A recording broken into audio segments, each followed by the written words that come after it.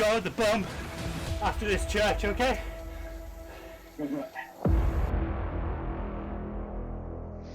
Hello and welcome to another little race that I've already done. This was my ZRL race on Tuesday on the Glasgow Crit Circuit. It was a points race and there were points on the Champion Sprint, which is the first one is just right at the start. So I've come up with this idea that I was going to hit this descent with a lot of speed and then ease off as I go into it. And it worked out pretty well overall.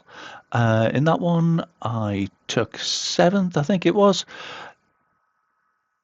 And it worked pretty well all the way through. So this is the first Clyde kicker. So approach it always at the back, get the maximum draft as you're going up this first little bump, ease off as much as you can here, and then wang it as hard as you can for a few seconds to get you over the larger bit of the bump.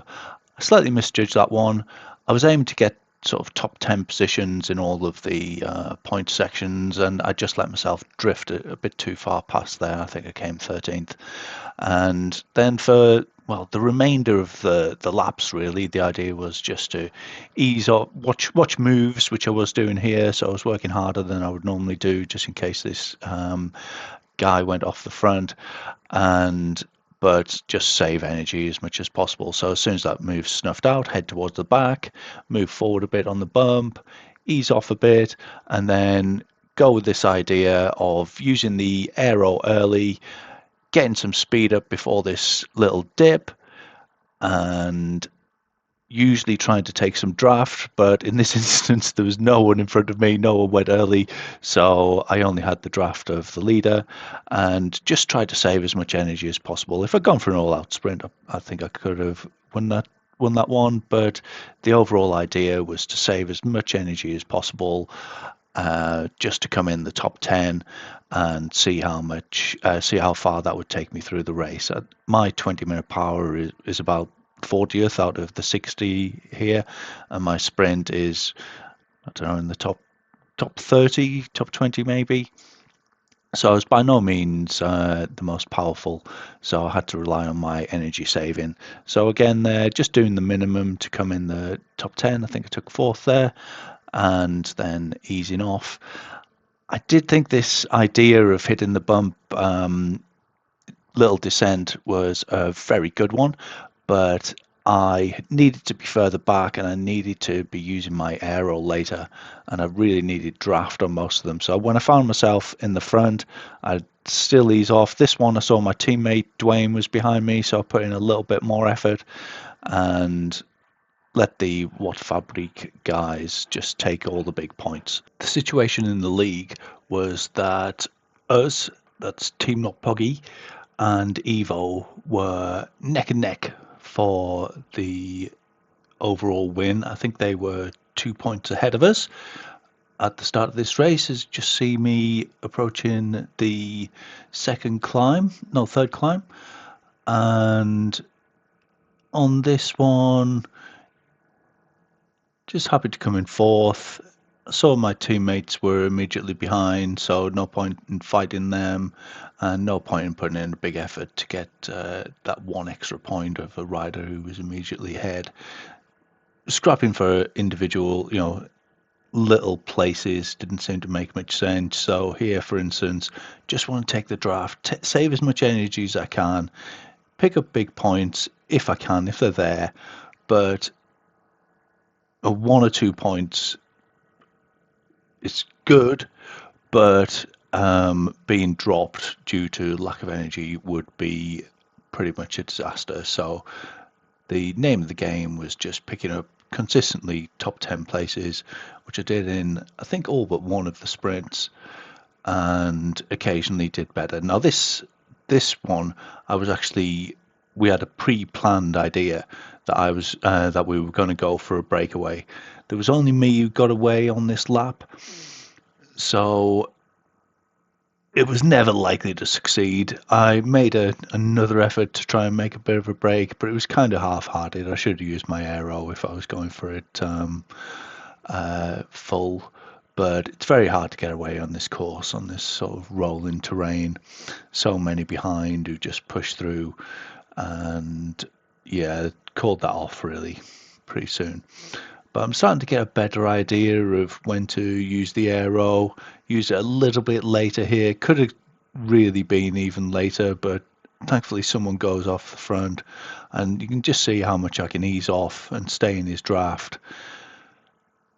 Starting to get swamped a bit, so put out a little bit more power, but yeah, quite easily take the top 5 place again, I think, by just accelerating into the little descent. And yeah, here getting a better idea of not drifting too far back on the plateau, coming off the power to stay in the draft of people again. Always want to have draft coming through. If people want to, fight it out, put everything into getting first place, that's fine by me. Losing a couple of points is neither here nor there.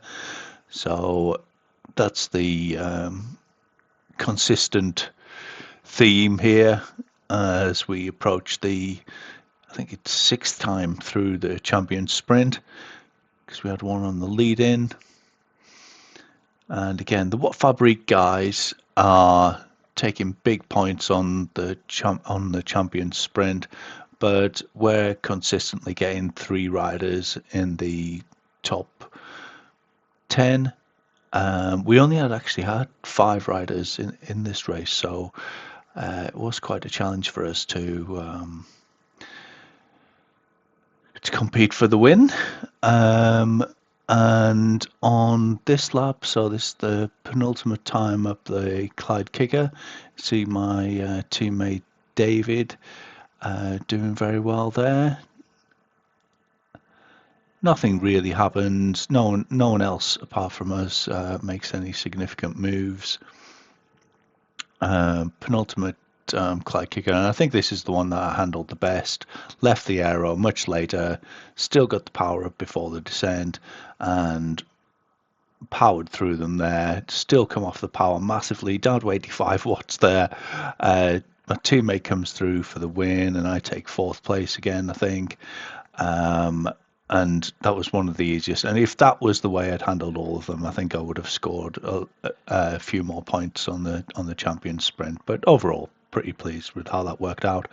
And on this lap, my teammate David has gone up the front. You can just see him cresting the top of the Clyde Kicker now. And this guy, absolute redhead, just absolutely flies up that final bump. I think he must have had a pre-planned breakaway, or I don't know. He certainly went a bit OTT there if he wasn't planning a breakaway, and that kind of helps bring back David because people are in his draft, and David isn't a massive sprinter, not a flat sprinter anyway, so he's trying to make a long move. That draws out one of the Evo guys to do a bit of chasing, which I think probably helped us. And yeah, we're approaching the finale, so I thought I'd play through all of this. I am kind of known for one thing.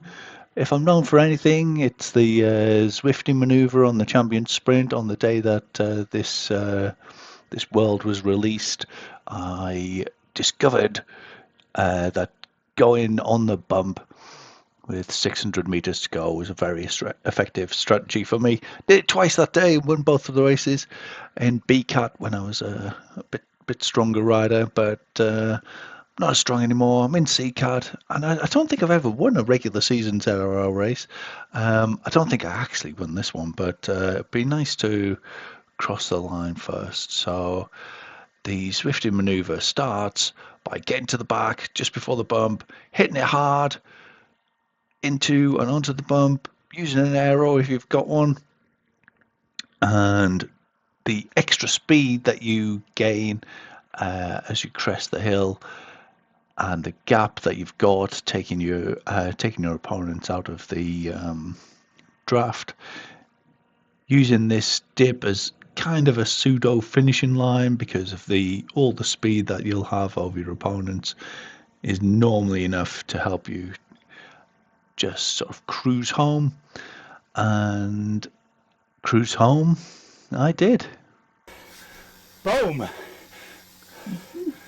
Should have gone for a kaboom, really, but there you go. Oh yeah, What Fabrique did win. They had 6 riders, and looks like at least 5 of them came in the front group. Very consistent performances and a lot of wins on the champion sprint in particular.